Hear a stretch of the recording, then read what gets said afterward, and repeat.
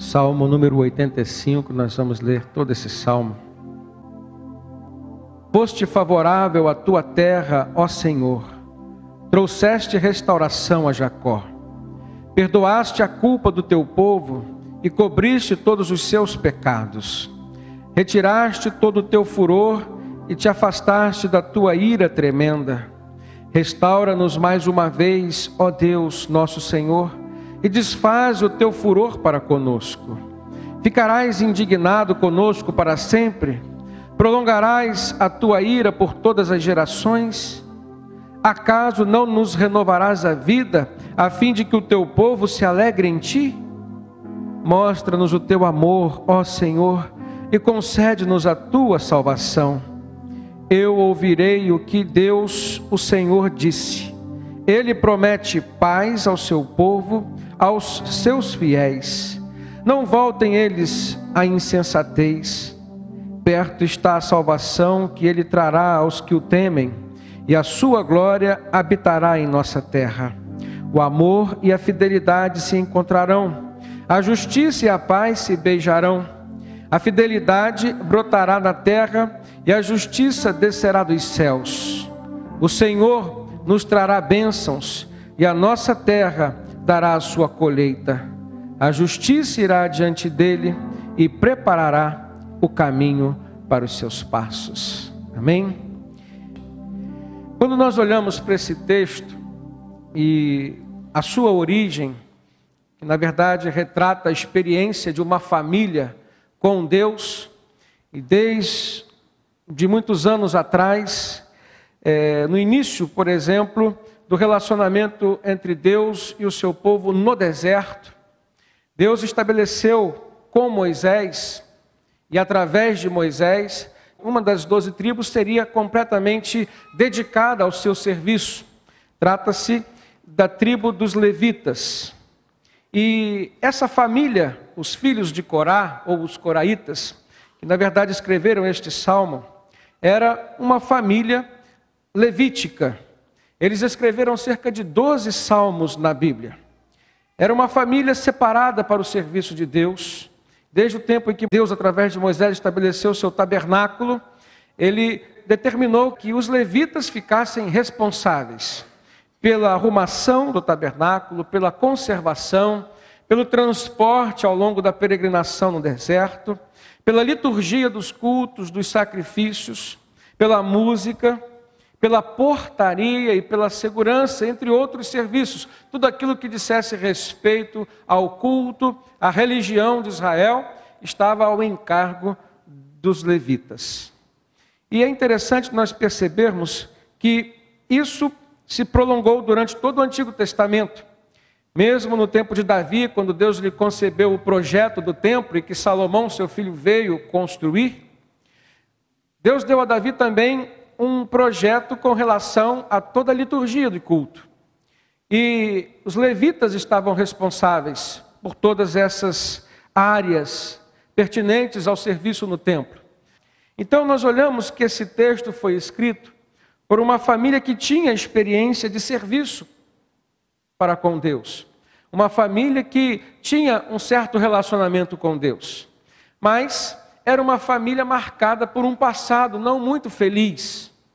Apesar de estarem servindo ao Senhor, Corá, o patriarca dessa família, juntamente com Dotã e Abirão, eles lideraram uma rebelião contra Moisés no deserto e levaram consigo cerca de 250 líderes da congregação. E foi um momento triste na vida do povo de Israel. O livro de Números, no capítulo 16, relata exatamente o que aconteceu. Foi um momento de confronto, não só de lideranças políticas, poderíamos pensar assim, mas por trás da liderança estabelecida por Deus, havia uma ação espiritual de Deus, porque era Ele quem estabelecera a sua liderança. E a rebeldia sempre foi algo que incomodou o coração do Senhor.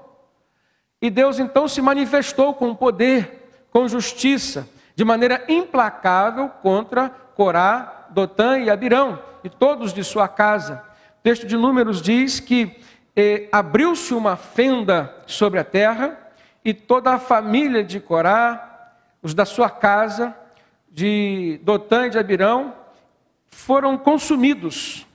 E uma labareda de fogo foi sobre esses 250 líderes que também se rebelaram contra Moisés. E foi um momento de consternação no arraial do povo de Deus.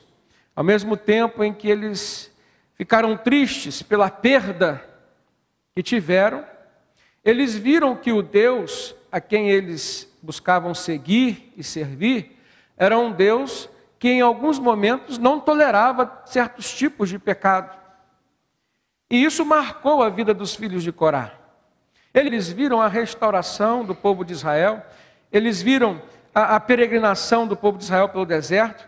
E eu acho interessante que no mesmo livro de Números, no capítulo 26, mais à frente, no versículo 11 especificamente, diz que embora a casa de Corá, e aí se refere a todos os seus servos, os que andavam com ele, tivesse sido consumido naquele momento em que Deus manifestou o seu poder, a sua ira e a sua justiça, os filhos de Corá, os seus filhos, não morreram. Não se sabe como, se houve um arrependimento da parte deles, de um livramento da parte do Senhor, ou se eles não estavam envolvidos naquela rebelião, mas o fato é que o mesmo livro de Números traz essa informação. Os filhos de Corá não morreram. E por conta disso, eles continuaram no serviço ao Senhor. Agora, no primeiro livro das Crônicas, quando Davi estabelece todo o planejamento para o serviço no templo, ele continua contando com os levitas. E dentro dos levitas de Judá estavam lá os filhos de Corá. E Davi os colocou como porteiros do templo. Eram pessoas que conheciam as outras que estavam com eles ali. Eram pessoas que entendiam de vida no seu interior. Eram pessoas que sabiam o que era errar, o que era se arrepender. Eram pessoas que conheciam a justiça implacável de Deus, mas foram pessoas que conheceram também o perdão de Deus. E Davi os colocou ali como porteiros do templo. Com certeza havia um objetivo dado por Deus. Eles eram pessoas que sabiam o que estava no coração daquelas outras que entravam ali. E, na verdade, eles já estiveram nessa posição de quem servia ao Senhor e fora avaliado pelo próprio Senhor. Nós precisamos aplicar isso na nossa vida hoje e compreendermos numa visão mais profunda a nível espiritual, que muitas vezes as nossas manifestações exteriores não refletem o nosso estado real interior. Muitas vezes nós estamos vindo aos cultos, muitas vezes nós nos dirigimos à casa de Deus, simplesmente para cumprir um compromisso formal ou um ritual religioso. É assim ou não é? Muitas vezes isso pode ter acontecido na sua vida. Aqueles filhos de Corá estavam ali e eles viam as pessoas que entravam no templo, eles viam as pessoas que saíam do templo, eles eram os porteiros, eles se relacionavam com aquelas pessoas no seu cotidiano, no seu dia a dia. Então eles viam pessoas que entravam vazias e que saíam também vazias. Viam pessoas que entravam cheias e que saíam cheias, viam pessoas que entravam vazias e que saíam cheias. Todo tipo de manifestação ou de resultado que nós encontramos quando buscamos a presença de Deus.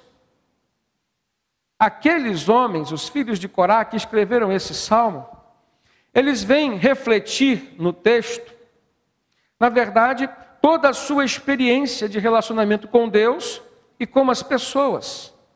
A nação de Israel estava passando por um período difícil, nós podemos perceber isso no salmo. E eles, nos 3 primeiros versos, eles começam a falar sobre o seu estado anterior, sobre a sua experiência com Deus no passado. E eles dizem assim: Senhor, tu foste favorável à tua terra. Senhor, tu trouxeste restauração a Jacó, ou seja, a Israel. Senhor, tu perdoastes a culpa do teu povo, cobriste todos os seus pecados.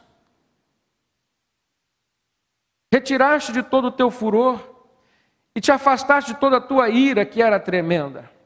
Mas a partir do verso 4, eles começam a falar da experiência que eles estavam vivendo naquele momento. Eles começam a dizer: Senhor, restaura-nos mais uma vez. E isso é sinal que a situação que eles se encontravam não era das melhores. Assim como nós hoje, irmãos, muitas vezes nós passamos por experiências difíceis, ruins na nossa vida. Todos nós temos uma história de vida que pode ter sido ou não construída na presença de Deus. Os filhos de Corá construíram a sua história na presença de Deus, embora tivessem passado por experiências negativas, mas isso traz algo em comum conosco hoje. Com certeza nós já tivemos experiências no nosso passado que refletiram que nós não estávamos muito bem com Deus. Não estávamos tão próximos de Deus como imaginávamos estar. Aqui, os filhos de Corá falam da sua experiência no passado e começam a manifestar uma expectativa da atuação de Deus no seu presente. Então eles tiveram no passado a experiência de conhecer um Deus que lhes fora favorável. No verso 1 diz: foste favorável à tua terra, ó Senhor. Eles conheceram um Deus que era capaz de restaurar a vida do seu povo. Eles disseram: trouxeste restauração a Jacó, ou seja, a Israel. Eles conheceram um Deus que era capaz de perdoar a culpa e de cobrir os pecados do seu povo. Então nós vemos que a experiência que eles passaram permitiram a eles ver, na verdade, como Deus enxerga a nossa vida aqui. Como Deus vê os diversos momentos que nós passamos. Deus é um Deus que está disposto a agir favoravelmente a nós. Deus é um Deus que está disposto a restaurar a nossa vida por completo. Deus é um Deus que está disposto a perdoar a nossa culpa, a cobrir os nossos pecados, ou seja, a cancelar os nossos pecados. Eles conheceram a ira de Deus, mas também depois viveram um tempo de mansidão, de relacionamento com o Senhor. Então, irmãos, o que nós precisamos aprender é que temos um Deus que pode tudo, que sabe tudo, e que está disposto a manifestar sobre nós aquilo que de fato nós estamos precisando, e não necessariamente aquilo que nós pensamos que estamos precisando. Agora, o que vai determinar a maneira como Deus vai reagir diante das nossas demandas ou das nossas procuras a Ele, é justamente a maneira como nós vamos procurá-lo. Aquilo que nós vamos levar dentro do nosso coração. E aí nós olhamos para este salmo e nós vemos que Deus é um Deus disponível, mas Ele estabelece critérios para manifestar as respostas, manifestar seu perdão, sua misericórdia e a sua ação sobre a vida daqueles que o buscam. E Jesus ilustra muito bem a visão de Deus sobre esse fato de ser ou não favorável, ser ou não propício a nós quando nós o buscamos. Justamente quando o Senhor Jesus contou a parábola do fariseu e do publicano. O evangelista Lucas registrou isso, capítulo 18, a partir do verso 9. E ele começa falando que Jesus propôs essa parábola a alguns que estavam com ele e que confiavam em si mesmos, crendo que já eram justos e que por isso desprezavam as outras pessoas. Dessa forma, então, Jesus começa a sua parábola dizendo que tanto um fariseu como um publicano se dirigiram ao templo para orar. O fariseu representa aquela pessoa religiosa que busca cumprir a lei à risca, que sempre procurou ser zeloso com relação àquilo que dentro da palavra eles conheciam como sendo quesitos estabelecidos por Deus, mas que nem sempre eles estavam vivendo por dentro, no seu interior, na sua vida espiritual, aquilo que era condizente às suas atitudes exteriores. O publicano protagoniza nessa parábola a pessoa que era odiada pelos judeus, era tido como um traidor, porque do Império Romano eles escolhiam a alguns do povo judeu para ser o cobrador de impostos. E eles cobravam impostos arbitrariamente, e na maioria das vezes eles eram desonestos. Além de serem desonestos, eles eram do povo judeu e que retiravam do próprio povo judeu para levar para o Império Romano, que escravizava o povo judeu. Então Jesus propõe uma parábola dizendo que tanto um fariseu como um publicano foram até o templo para orar. E Jesus é enfático em dizer, na sua parábola, que o fariseu, de pé, orava consigo mesmo, dizendo: ó Deus, graças te dou, porque não sou como os demais homens, roubadores, injustos, adúlteros, e nem ainda como este publicano. Eu jejuo 2 vezes na semana e dou o dízimo de tudo quanto ganho. Mas Jesus ressalta que o publicano, do outro lado, estando em pé, de longe, nem ainda queria levantar os seus olhos aos céus, mas ele socava o seu peito dizendo: ó Deus, sê favorável, sê propício a mim, que sou um pecador.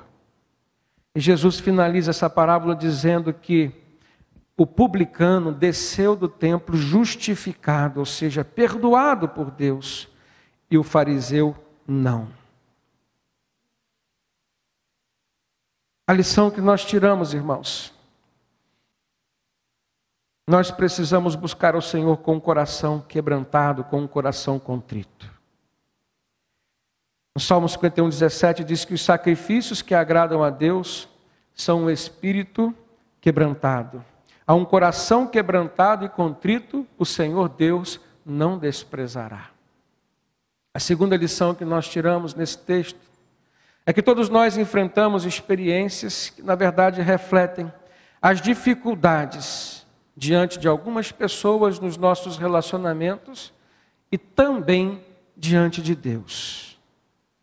No verso 4 em diante, o texto diz: restaura-nos mais uma vez, ó Deus, nosso Salvador, e desfaz o teu furor para conosco. A situação que Israel estava enfrentando era uma situação difícil. Às vezes nós hoje, da mesma forma que eles, estamos passando também por situações difíceis nas nossas vidas. Nós não compreendemos muito bem o porquê algumas coisas estão acontecendo. Nós não encontramos muitas vezes uma saída, uma resposta, não sabemos como resolver essa situação. E a questão é, nós sabemos que temos um Deus que é capaz de tudo. Um Deus que tem poder e que a Bíblia diz que Ele está disposto a fazer o impossível acontecer para nos beneficiar. Mas o diferencial está na forma como nós vamos buscar ao Senhor. Muitas vezes nós estamos numa situação ou num patamar que nós construímos para nós mesmos, de pessoas que são abençoadas, de pessoas que são justas, de pessoas que por serem religiosas, são merecedoras da graça de Jesus. Mas não é assim, irmãos. O que vai determinar se o Senhor vai ou não nos abençoar, responder ou não nossas orações, é justamente aquilo que está no nosso coração. Se existe quebrantamento, se existe humilhação. Eu olho para aquele texto em que uma mulher entrou na casa de Simão, quando Simão tinha convidado Jesus para estar ali. E ela entra naquela casa desesperada, chorando. Com suas lágrimas ela molhava os pés de Jesus, enxugava com os seus cabelos, derramou sobre os pés de Jesus um bálsamo precioso, um unguento que estava num vaso de alabastro. E o que aquela mulher externava naquele momento era um sentimento de arrependimento por todo o seu passado. Ela não tinha algo bom para oferecer para Deus, para mostrar para Jesus naquele momento, mas ela sabia que Jesus já conhecia o seu passado. E na verdade, irmãos, nós não temos que ficar relembrando as coisas que fizemos. O que nós precisamos é mostrar para Deus que estamos dispostos a transformar o nosso ser na medida em que Ele agir dentro de nós. Não precisamos dizer para Deus aquilo que Ele já sabe a nosso respeito. Aliás, o Senhor já conhece o nosso ser muito melhor do que nós mesmos. Mas o que Deus quer ver é um coração quebrantado, contrito. A esse coração Ele não desprezará, ou seja, a esse coração Ele derramará a sua graça, o seu perdão, a manifestação da sua glória. A palavra de Deus diz que Ele rejeita os soberbos, mas concede graça aos humildes. E aí a soberba nós podemos aplicar nesse texto, né, sobre a vida daqueles que se dirigem a Deus achando que merecem aquilo que vão pedir. Agora pare e pense comigo. Muitas vezes nós nos comportamos assim. Sabemos que não podemos e que não devemos, mas nos comportamos assim. A soberba, a Bíblia diz que ela precede a queda, precede a ruína. Volta ao texto, e a origem do texto, ou seja, os filhos de Corá. E veja comigo quando Corá se rebelou contra Moisés, e que por isso a justiça de Deus veio sobre ele. O que leva um ser humano a se rebelar contra o outro, que dentro até mesmo da hierarquia de poder político e religioso, tinha sido estabelecido por Deus como alguém a quem ele se deveria sempre se reportar? Foi justamente a soberba que levou Corá a se rebelar contra Moisés. E foi justamente a soberba que fez o mesmo acontecer com Lúcifer, na eternidade, nos céus, a se rebelar contra Deus. Corá, Datã e Abirão, e mais 250 líderes da congregação. No céu, Lúcifer se rebelou e levou consigo 1/3 dos anjos. Porque Lúcifer era o anjo exemplar, aferidor de medidas, mas permitiu que a soberba entrasse no seu coração. E Deus o rejeitou. Deus rejeitou Corá. E nós precisamos, irmãos, policiar, monitorar o nosso coração no sentido de não tomarmos uma direção que venha trazer a rejeição de Deus para conosco. A sua vida é muito preciosa para que você tome uma direção na qual Deus vai te rejeitar.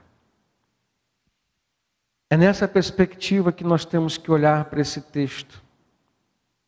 Precisamos saber que Deus está disposto a esquecer o nosso passado, por mais negativo que ele tenha sido. Deus quer reescrever a história da nossa vida, nos dar um novo futuro. Mas nós precisamos, no presente, apresentar para Ele um coração quebrantado, sem nenhuma raiz de orgulho, de soberba, e toda disposição para depender única e exclusivamente dEle. Existem momentos, na verdade, o que nós mais queremos de Deus é que Ele nos dê uma nova oportunidade e uma nova chance.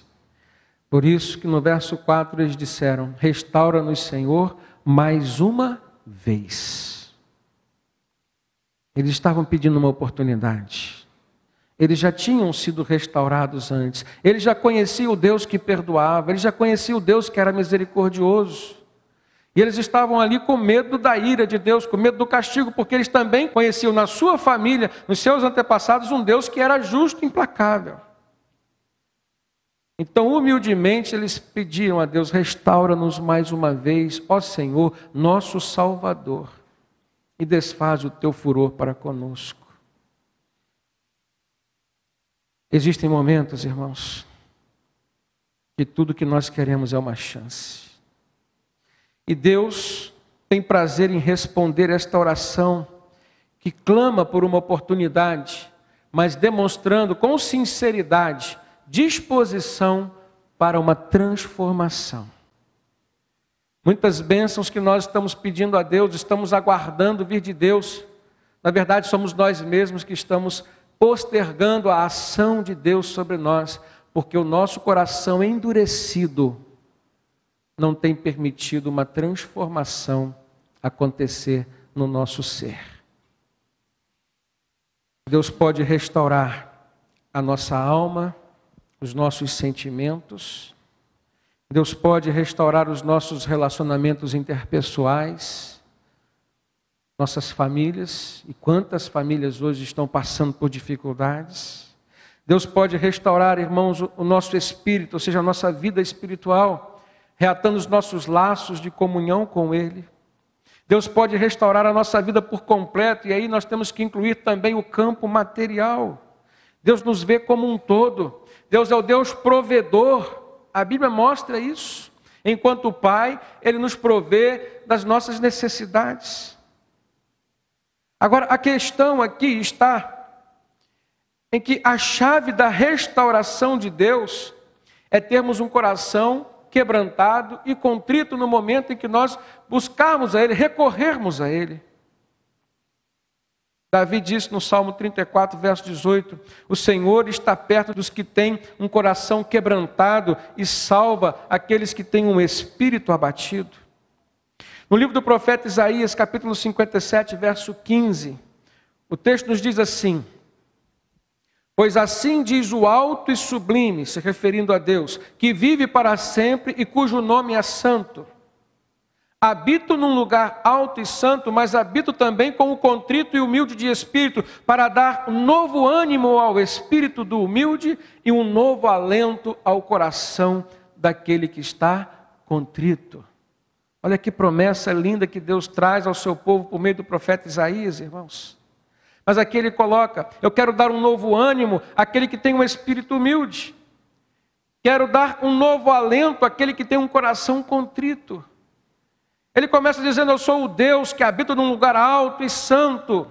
Ou seja, eu sou um Deus distante em santidade. Não dá para comparar o nosso grau de santidade com a santidade de Deus, mas mesmo sendo esse Deus de longe, Ele é Deus de perto também, que está disposto a habitar num coração, desde que esse coração seja humilde, desde que esse coração seja contrito. Mais adiante, no capítulo 66, no verso 2, Isaías registra: não foram as minhas mãos que fizeram todas estas coisas, e por isso elas vieram a existir? Perguntou o próprio Senhor. A este eu estimo. A quem? Deus diz: ao humilde e contrito de espírito, que treme diante da minha palavra. Mais uma vez, Deus coloca claramente: é necessário haver humildade, é necessário haver contrição, mas aqui ele traz uma outra informação: é necessário haver respeito pela sua palavra. A Bíblia diz que o temor do Senhor é o princípio da sabedoria. Nós temos que temer no sentido de respeitar e ter medo também. E os filhos de Corá sabiam muito bem o que era isso. Temer ao Senhor, tremer diante da sua palavra. Eles ouviram falar do que acontecera na sua família lá no deserto, quando peregrinavam em direção à terra prometida. E aí, irmãos, olhando para esse texto, nós percebemos que Deus sempre se manifestará a favor daquele que busca construir a sua vida alicerçada na sua palavra, estabelecendo uma relação de alegria e de confiança com Ele. Olha no verso 6 o que diz: acaso não nos renovarás a vida, a fim de que o teu povo se alegre em ti?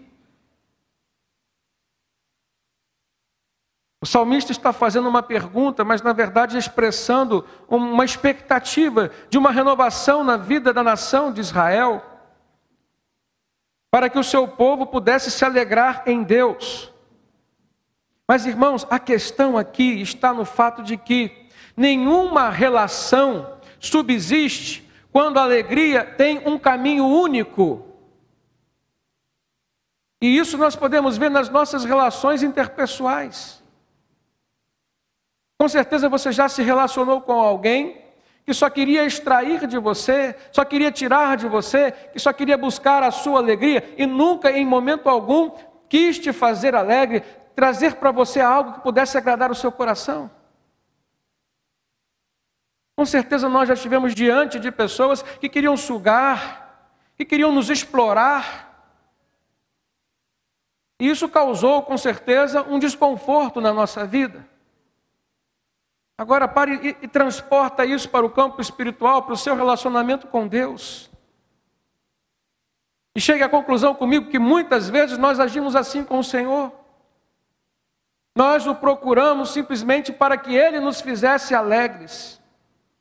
Nós o procuramos para que Ele simplesmente satisfizesse os nossos desejos. Nenhum relacionamento subsiste. Na verdade, o Senhor quer e espera receber de nós atitudes e gestos que possam alegrar o seu coração. A Bíblia nos ensina que nós fomos criados para a glória de Deus e não nossa. Nós temos, irmãos, o dever de demonstrar para Deus que pelo menos existe gratidão no nosso coração por tudo aquilo que Ele já fez por nós. Se nós formos olhar ao longo da história do relacionamento de Deus com o seu povo, na Bíblia, nós vamos ver que toda a atitude que saiu do homem em direção a Deus, normalmente este homem procurou construir um altar. Desde o Éden nós já vimos ali Caim e Abel construindo um altar e neste altar estavam suas ofertas para Deus. Uma foi aceita e a outra foi rejeitada. Mas, desde o princípio, toda relação do homem para com Deus era representada por uma atitude de devoção, de gratidão, de oferta. No Antigo Testamento, Deus estabeleceu que o seu povo deveria sacrificar a Ele algum tipo de cordeiro que fosse imaculado, sem manchas, sem doenças, sem nenhum tipo de enfermidade, e que o sacrifício desse cordeiro, sendo feito pelo sumo sacerdote, teria o poder de cancelar os pecados do povo. Então, era necessário uma espécie de sacrifício material. No Novo Testamento, a Bíblia fala, ela continua dizendo, é necessário sim sacrifícios, mas que sejam agora vivos, santos, agradáveis a Deus por meio de Jesus Cristo. Mas o Senhor nunca abriu mão no seu relacionamento conosco da sua posição de ser o Senhor das nossas vidas. De nós, enquanto seres, o buscarmos demonstrando gratidão no nosso coração. Nós olhamos, irmãos, ao longo da história, por exemplo, Neemias. Neemias recebera de Deus a missão de reconstruir os muros de Jerusalém, de restabelecer politicamente aquela cidade. Ele foi governador. Enfrentou grandes desafios. Teve que ter as famílias com ele, mas ele disse em determinado momento, a alegria do Senhor é a nossa força. E aí nós começamos a perceber que nos relacionamentos nos quais Deus tem sido alvo, para levarmos a Ele a alegria, Deus retorna para nós a sua força. Isso de fato acontece conosco ainda hoje, irmãos. Nós precisamos reavaliar a maneira como temos nos relacionado com Deus e precisamos construir momentos e ambientes que venham trazer alegria ao coração do nosso Pai. Quantas vezes você tem buscado ao Senhor por dia, construindo um momento especial? Quantas atitudes você tem tomado e que na sua avaliação você vai agradar o seu Senhor? Muitas vezes, irmãos, nós estamos agindo por nós mesmos, não nos preocupamos com o que Deus está pensando a nosso respeito, e nem o que Deus vai receber com aquilo que nós estamos fazendo. Preste atenção, que isso é fundamental para o sucesso da nossa vida. Deus nos dá um emprego, Deus nos dá um trabalho, Deus nos dá uma empresa, e esse trabalho, esse emprego, essa empresa precisam glorificar de alguma forma o nome do Senhor. Quantas pessoas estão orando, pedindo a Deus um relacionamento eficaz, que leve a um casamento feliz e abençoado, e Deus dá essa pessoa, Deus dá esse casamento, e tão logo a família se constitui, Deus é esquecido. Não se glorifica a Deus dentro desse lar, dentro dessa casa. Isso é ou não é um gesto de ingratidão da nossa parte para com Deus? Isso é ou não é um gesto de despreocupação com aquilo que Deus está sentindo com as nossas atitudes? Nós precisamos viver de fato para a glória de Deus. Precisamos alegrar o Senhor, porque dele vem a nossa força. Eu vejo a experiência de Josafá no passado, no texto de 2 Crônicas, capítulo 20, verso 9. A partir do verso 9 nós vamos ver uma história em que 3 nações se reúnem contra Judá. Os amonitas, os moabitas e os habitantes do Monte Seir. E eles vieram para destruir, para saquear Judá. E de repente chega a notícia a Josafá, que era o rei. E naquele momento a atitude que aquele homem teve foi se colocar na presença do Senhor, foi ajoelhar, foi chorar, foi clamar a Deus com toda a sua angústia, foi levar o povo a orar, a jejuar, e ele diz para Deus: os nossos olhos estão em Ti, Senhor, nós não temos força para enfrentar esse exército imenso que vem contra nós. Há momentos nas nossas vidas, irmãos, que nós vamos nos deparar com as nossas limitações, como Josafá se deparou. Com certeza Deus vai nos levar a uma situação em que nós enxergaremos quem de fato nós somos. Aos olhos humanos, Josafá já estava derrotado, mas um homem que teve olhos espirituais agiu com o coração quebrantado e contrito, apresentou a sua demanda para Deus. E não só ele, mas levou o seu povo a fazer assim também. E ele diz: Senhor, nós não temos forças para enfrentar esse exército. Não temos forças. Mas os nossos olhos estão postos em Ti, Pai. Não é bom depender de ninguém, irmãos. Vocês sabem disso. Mas depender de Deus é maravilhoso. Porque Ele é fiel. E muitas vezes o que nós estamos precisando fazer é apresentar para Deus o nosso pedido de misericórdia, confiando no seu amor. No verso 7, os filhos de Corá vêm dizer: mostra-nos o teu amor, ó Senhor, e concede-nos a tua salvação. Mostra-nos o teu amor. Irmãos, ninguém consegue ver aquilo que não está diante dele. Se eles estavam pedindo para ver, ou para Deus mostrar o amor de Deus para com eles, é porque de fato, naquele momento, naquela circunstância, eles se encontravam afastados de Deus. E a última lição que eu tiro desse texto é que o Espírito Santo planta em nós uma semente de esperança, independente das situações que nós estamos vivendo. Essa semente vai brotar e ela abrirá um novo horizonte para um futuro melhor com Deus. E Deus é Deus que, quando age nas nossas vidas, Ele nos transforma para melhor. É um Deus que traz respostas. É um Deus cuja sua palavra diz: não é Deus de confusão, mas é um Deus de solução. E Deus nos promete algo que é muito valioso a nós. Ele nos promete paz. Mas ao mesmo tempo que Ele nos promete paz, preste atenção que nós vamos ler no verso 8. Ele nos alerta quanto à tentação de nós retornarmos de maneira insensata à vida que tínhamos antes. No verso 8 eles dizem: eu ouvirei o que Deus, o Senhor, disse. Ele promete paz ao seu povo, aos seus fiéis. Não voltem eles à insensatez. a vida de pecados que tinham antes. Preste atenção, irmãos. Deus está disposto a mudar a nossa vida a partir de hoje. Desconsiderar o nosso passado, mudar o nosso futuro. Mas o que Deus sabe, e Ele conhece muito bem o nosso coração, é se nós estamos ou não ainda presos à vida lá de trás.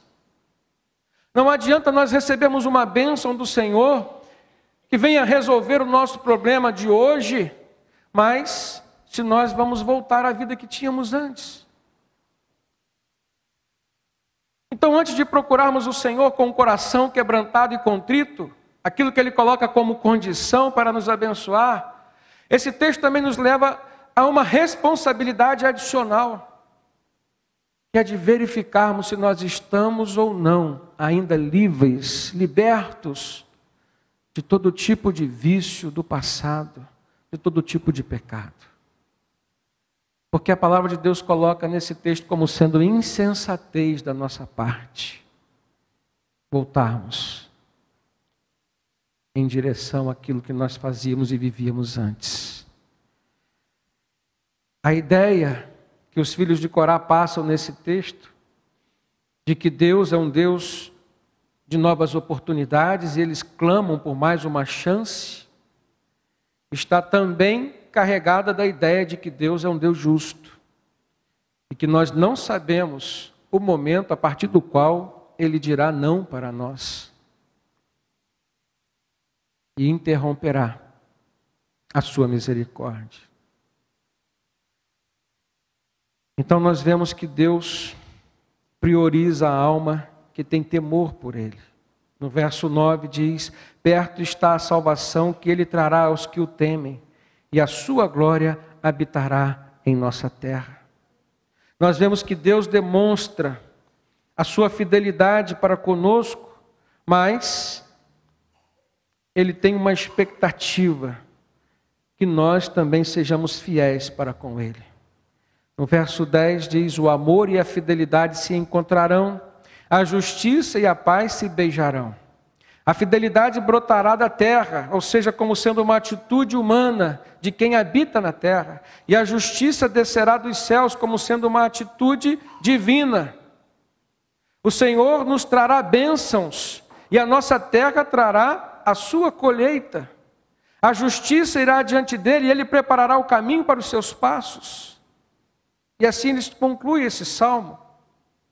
O que na verdade nós percebemos aqui é que quando nós demonstramos a nossa fidelidade para com Deus, a partir daí Ele derrama dos céus a sua justiça. E quantas vezes nós estamos passando por dificuldades, nos sentindo injustiçados, queremos a misericórdia de Deus, mas queremos também que Deus se manifeste a nosso favor, irmãos. Mas o que nós temos para apresentar para Deus no nosso coração? Esse salmo nos faz pensar que é um tempo de recomeçar, sim, nas nossas vidas. E sempre será um tempo de um recomeço. Mas é um tempo de uma transformação interior, que parte de um coração quebrantado, de um espírito humilde, de uma alma que teme e que treme diante da palavra do Senhor, e que está disposta a nunca mais voltar para a vida que tinha antes. Nós vemos nesse texto que Ele é um Deus que nos conhece muito bem, que está disposto a nos transformar, mas é um Deus que traz expectativas com relação ao nosso coração. Como está o seu coração? Essa é a pergunta que nós precisamos fazer nessa hora. Será que Deus tem se alegrado daquilo que Ele tem visto? Será que você está preparado para receber a bênção de Deus?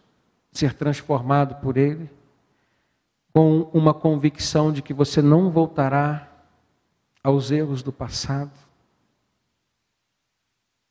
É tempo, irmãos, de renovação, mas é tempo de compromisso com o Senhor.